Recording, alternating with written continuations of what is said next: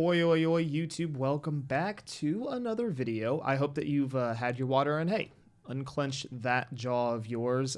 Look, killer players, do you want easier hits on survivors like this one? Or what about this one? Are you struggling to mind game and keep wasting time instead of wasting survivors? Well, today we're going to be talking about my 5 favorite mind games in Dead by Daylight and how you could pull them off. But let's go ahead and get this out of the way in case people don't know what I'm talking about. As a killer, you do have a red glow or a red stain in front of you, right? It's your field of view, your cone, if you will, sort of Metal Gear Solid style, right? So this red stain is how survivors will know what direction you're coming from when you're chasing them. If they're looking behind them and they see the red stain coming around a corner, they know that you're coming around a corner. Obviously, you cannot see your own red stain as the killer. So that is basically what all of this is going to be sort of talking about to some degree. It has to do with your red stain and just mind gaming where you're coming from, making people second guess themselves. And without further ado, let's dive in. Mind game number 1 is just a moonwalk, right? Just basic moonwalks at a tile, right? Moonwalking is typically when you're behind a wall or a corner and you hide your red light by walking backwards around a corner towards a survivor, all right? Again, because survivors use a combination of instincts and the red light to know where you're coming from, you can often catch them off guard just by moonwalking. There are lots of places you can pull this off, but we're going to kind of discuss the 3 big ones, all right? We're going to talk about the shack. Now, keep in mind that shack is an incredibly powerful survivor tool. The mind games here aren't necessarily intended to give you a guaranteed hit, but at least will hopefully allow you to force the survivors to run in a suboptimal way.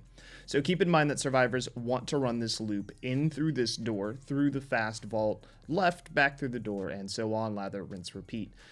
Doing this 3 times and then throwing the pallet is honestly the perfect way to play this, but we're trying to prevent that. So if the survivor enters through this door, that would give them the fast vault at the window. You can walk almost into the doorway or a little into the doorway and then quickly back out and walk towards the outside edge of the shack window. The idea here, however, is to truly convince the survivor that you're coming into the shack after them to potentially get a hit, all right? Which means showing a good portion of your red light in the doorway area. If you don't show enough of the red light, survivors may catch on to the fact that you're going to try to mind game them, and they'll stay inside of the shack, okay? And they'll waste a bunch of time. Now, in some cases, very scaredy cat, skittish survivors that sort of autopilot will vault before you even enter the shack, really. But generally, good rule of thumb is to pressure as much as you can, okay? Like I said, this technique works much better the closer you are to survivors as they enter shack. If there's a lot of distance between you and them, they may know that you can't hit them, all right? A survivor does need to be concerned that you can hit them if they don't vault. The pressure is what makes the juke work. As you attempt this, you do need to listen closely. If you don't hear the survivor vault the window, they likely stayed inside the building and called out your mind game. So at this point, I usually will walk into the shack from the fast vault door, let them vault the window, all right, and vault the window myself, wrap around after them, and then pretend I'm doing the same mind game a second time. Then what I will do is actually turn around as if I'm doubling back again, making the same mistake as I did. But instead of actually doubling back, I'll moonwalk into the doorway and attempt to get a hit here, all right? If survivors think you're very, very predictable and you're going to do the same thing twice, this may catch them off guard, okay? Like I said, you may not get the perfect hit here, but survivors have a lot of room at the shack. The hope is primarily to get them to run this loop in a less than optimal way via pressure, or to just make them mess up and double back or double vault or all these other things. Now, the other place to pull off a really good red stain mind game is the LT walls. Anywhere, really, on the LT wall, but I use the L anytime that I am, looping a survivor. So, to pull this off, you'll need to cut through the middle of the LT. Ideally, you would have them vault the L on the LT as you're going through the middle and forcing the survivor around the outside, okay? So, as they start to round the wall and wrap back in towards that same window they just vaulted, this is the mind game, all right? Just like with shack, you have to make survivors feel like they're about to take a hit. So you have to show a good amount of your red light and make it look like you really are about to round that corner and hit them as they vault. Because the L wall is shorter than the T, it's very easy to moonwalk towards them and then hit them as they emerge from their vault. Now, alternatively, if they're a very smart survivor, they may assume that you're going to do this mind game, and they may fake the vault. So, the best way to catch somebody off when they are going to fake the vault, it's, of course, a 50-50, is to turn around, similar to like what we did at Shack, right? and make them think that your red stain has gone away, but in reality, you're moonwalking into sort of the center area of an LT wall. This will catch anyone who's faking completely off guard. Additionally, pallet gems are especially strong with moonwalks. Of course, pallet gems feature a single pallet, no window, and they have this long wall and then this tiny wall. And the long wall is kind of thicker on the ends, right? And a survivor cannot see both sides when they're on the end, all right? And this is what makes this work. All right, smart survivors will wait at the corners to see if you're coming around them, just to loop you around that one pallet before they throw it. Of course, the entire idea with this is to hide your red stain. So whether the survivor is at the long end without the pallet or the end with the pallet, the idea is the same. Wherever they are, you want to be on the opposite side, and you want to moonwalk the direction you think they're going. All right. The idea here is that if they don't see you behind them, they'll assume that you've gone around to cut them off. They'll double back, and as they go to double back, you'll be able to moonwalk into them. All right, you'll catch them off guard. So that's the entire mentality. It's not terribly difficult, but you have to be sure that you're not moonwalking too far. You do need to get some muscle memory and the timing down a little bit. And some survivors are gonna, guess correctly, and they'll throw the pallet early. There are ways people can prevent this, but it is a fairly successful mind game that's gonna catch most survivors most of the time. All right, let's dive into mind game number 2. This is a window juke. This isn't really going to help you land a hit immediately, but this is going to help you catch up to survivors, I think, all right? One of the strongest tiles for survivors to run in Dead by Daylight, of course, is the long wall jungle gym. This jungle gym gives survivors so much room to vault and keep distance. You have a few ways to gain distance on a running survivor here, but the one I recommend is the window juke. Now, as you're chasing a survivor, the way to pull this off is to, obviously, they're going to vault the window. Usually, you'll not be able to get a hit, which is why you'll need the juke. So as they vault the window, you're going to need to look and see what direction they start to run. If they start to run to the right, you'll also want to sort of slide to the right of the window to make them think you're walking around to cut them off, right? What this will do is make them double back to be in front of the window again, and as they're doubling back, you'll want to slide up to the window while you're still looking to the right and then suddenly vault it.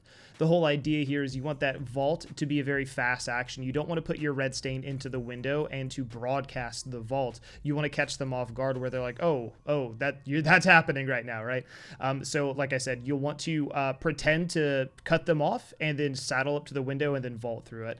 Like I said, this isn't going to always guarantee you a hit, but this will help you to get a lot closer to a survivor who otherwise would have made a ton of distance on you in some cases.